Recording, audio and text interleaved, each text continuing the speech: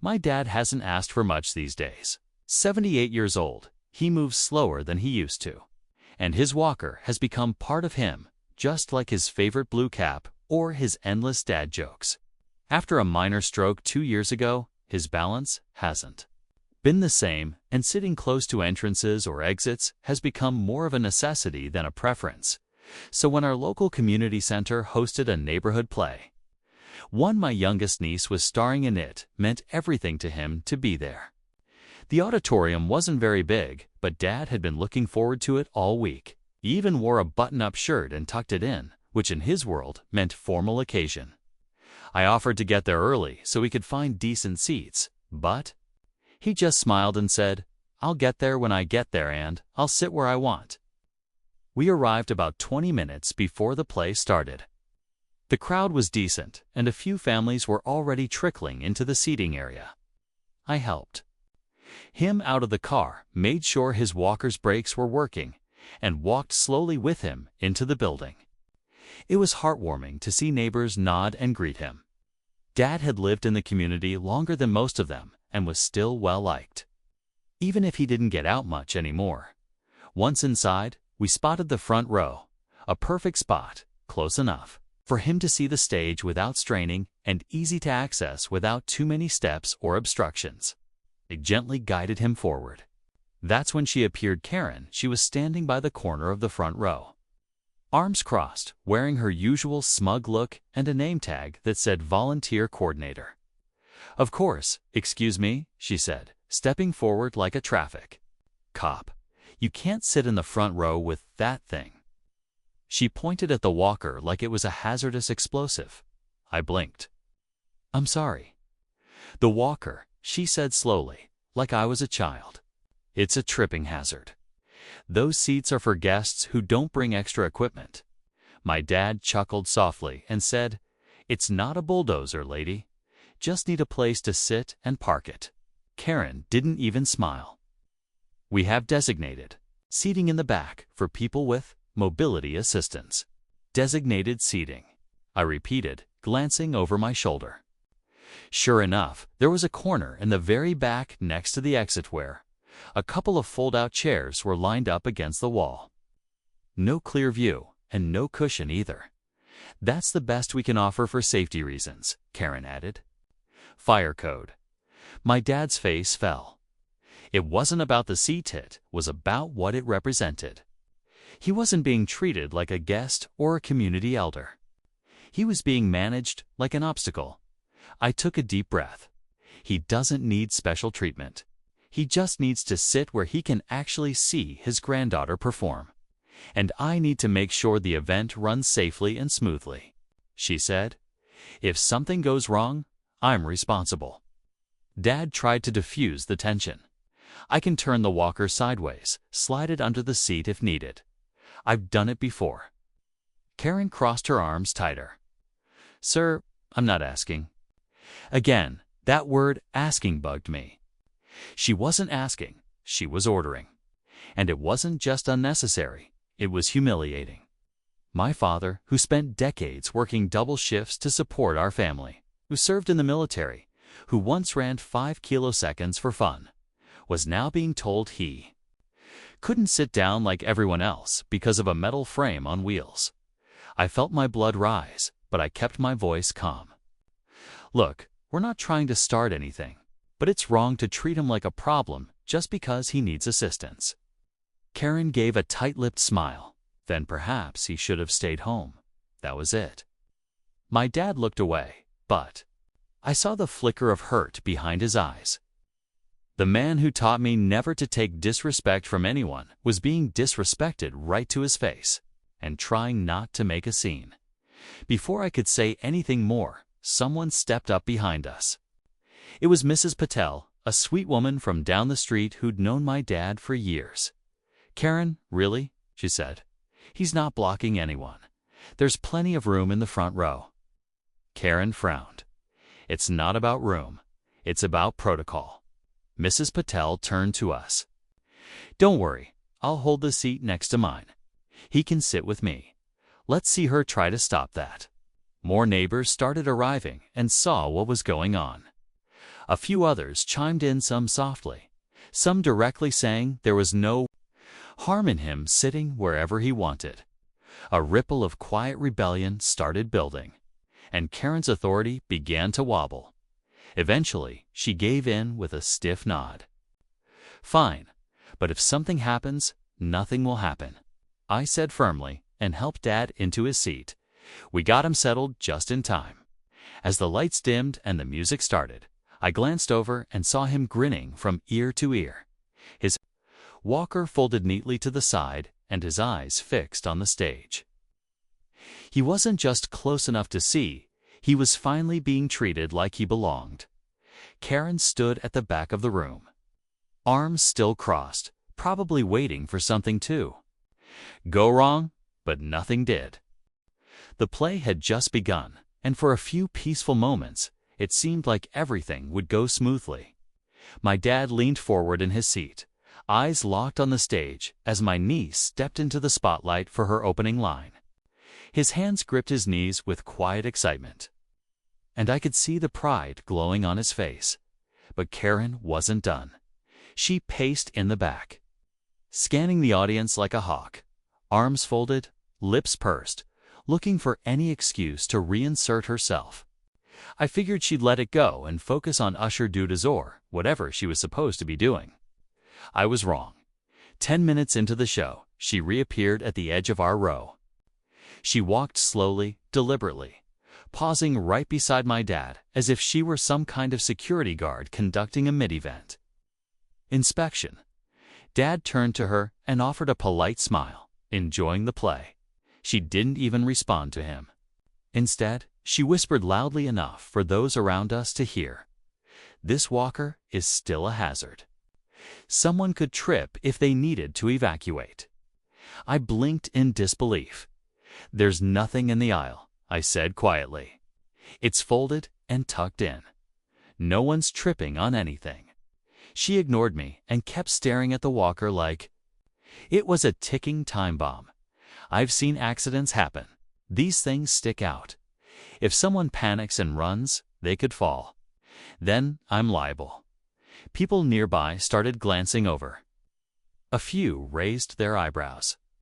The actors on stage carried on, but the whispering and shifting in the crowd were growing.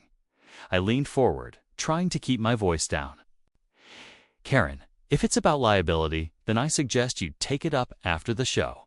You're disrupting more than you're protecting right now." That did it.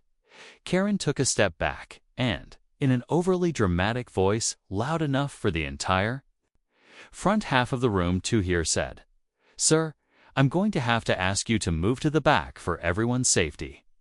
The entire row turned. The people behind us twisted in their seats. Even one of the child actors on stage flubbed a line. Clearly distracted by the commotion, Dad looked up at her and quietly said, "I'm not moving." Karen's lips tightened. "Then I'll have to get someone from staff to intervene." That's when Mrs. Patel stood up again. "Karen, sit down. You're causing a bigger problem than his walker ever could." A couple more neighbors agreed. Out loud, one guy even shouted from across the room, "Let the man watch the play in peace."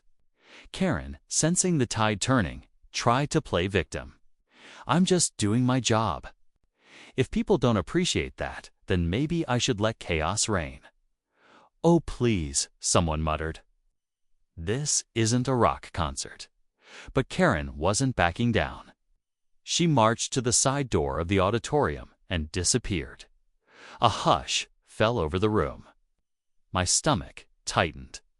I had no doubt she was going to fetch someone, maybe a supervisor or the building manager, to back her up and drag us out mid-show. My dad shook his head, muttering, "All this because of a piece of aluminum and 4 wheels. You okay?"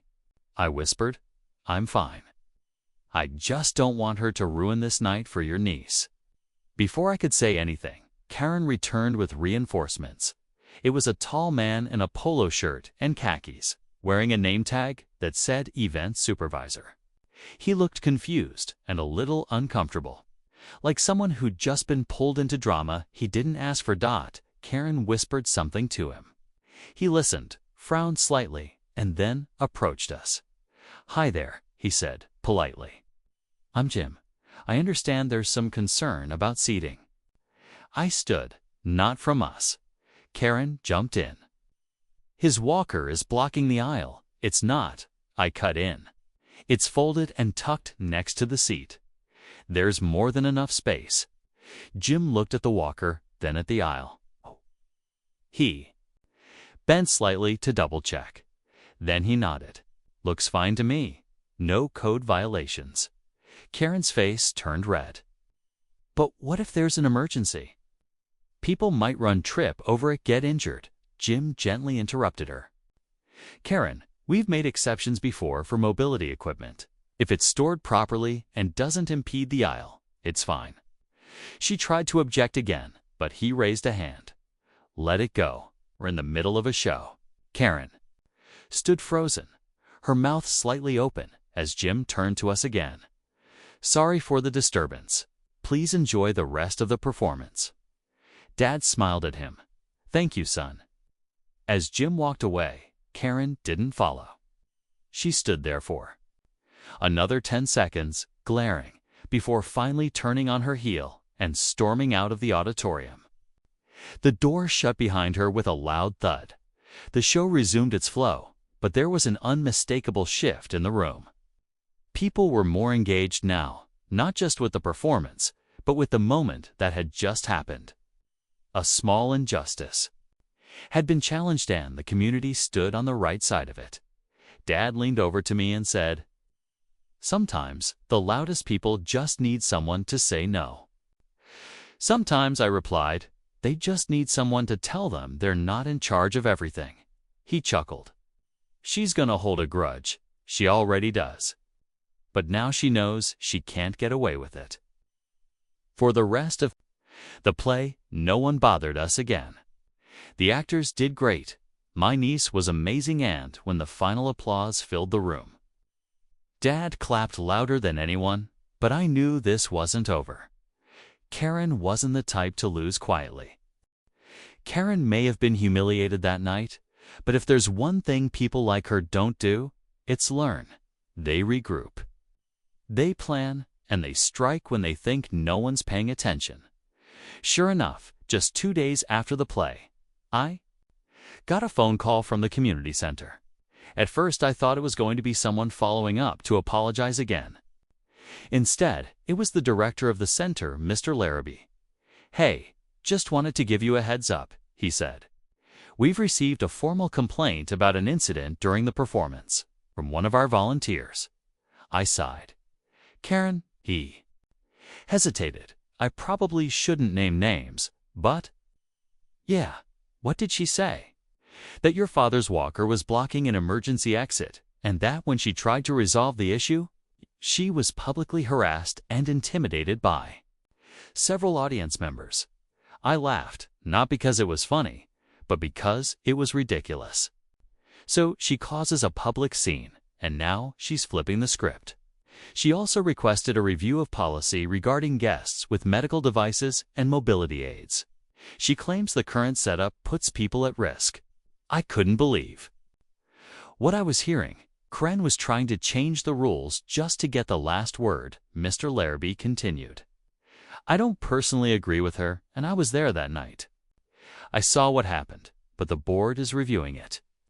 There's a meeting next week. Just wanted to let you know in case you wanted to speak." "Oh, I'll be there," I said. My dad tried to laugh it off when I told him. "Let her do what she wants," he said. "She's just bitter." But I knew better. People like Karen push as far as they're allowed. And if no one pushes back, they win.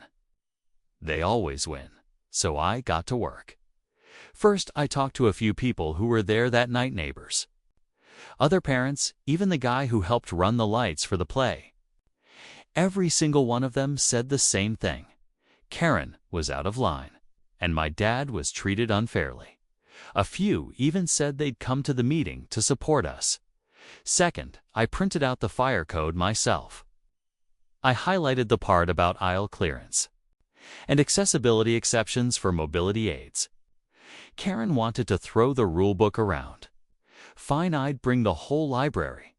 The night of the meeting, I brought my dad with me.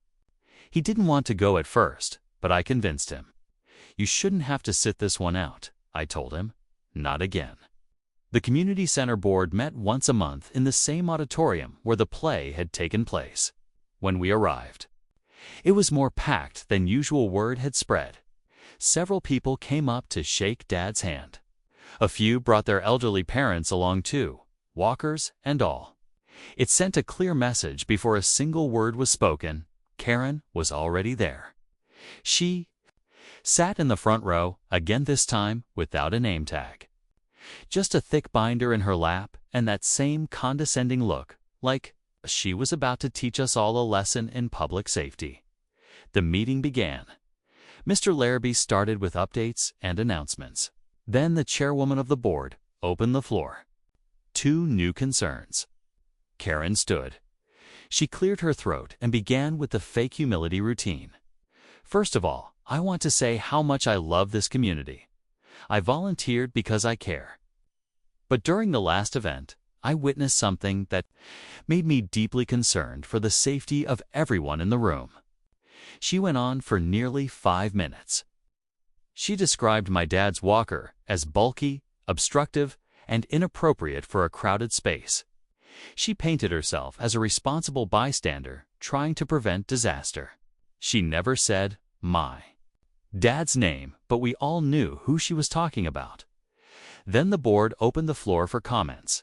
I stood up. My name's Ryan. I said, loud enough for everyone to hear. That man Karen's talking about. That's my father. He's a war veteran. He suffered a stroke 2 years ago. And last week, all he wanted was to watch his granddaughter perform in a school play. Karen shifted uncomfortably in her seat. His walker was folded and tucked neatly beside him. It didn't block an aisle. It didn't block an exit. It wasn't in anyone's way. What did happen was he was humiliated publicly for using a mobility aid. And when people defended him, Karen labeled it intimidation. I held up the fire code. Here's what the law actually says. Mobility devices are permitted in assembly areas as long as they don't obstruct the primary egress. Which, in this case, they didn't. People in the audience nodded. I looked at the board. I'm not asking for Karen to be punished. I'm asking for something better. Make it policy that guests with walkers, canes, or wheelchairs can sit where they need to. In the front, near exits. Anywhere that helps them. Don't let one person's need for control override someone else's need for dignity. A silence fell over the room. Then, one by one, others stood up. Mrs. Patel shared how her late husband used to rely on a cane and how difficult it was just to feel welcome at events. Another woman shared that her father stopped attending public functions entirely after someone made a similar comment about his scooter. It was like a dam had broken. Karen didn't say a word the entire time. The board voted that night to formally include accessibility rights in their seating policy, with clear language protecting walkers, wheelchairs, and other aids. Karen's complaint? Dismissed as the meeting ended. I saw her grab her binder and slip out before anyone could say a word. Dad looked over at me and smiled. I didn't think anyone would care this much. You didn't ask them to, I said, but they did. We walked out of that building slower than most, but taller than ever. Because this time, it wasn't my dad who was forced to move, which was Karen who had to step aside.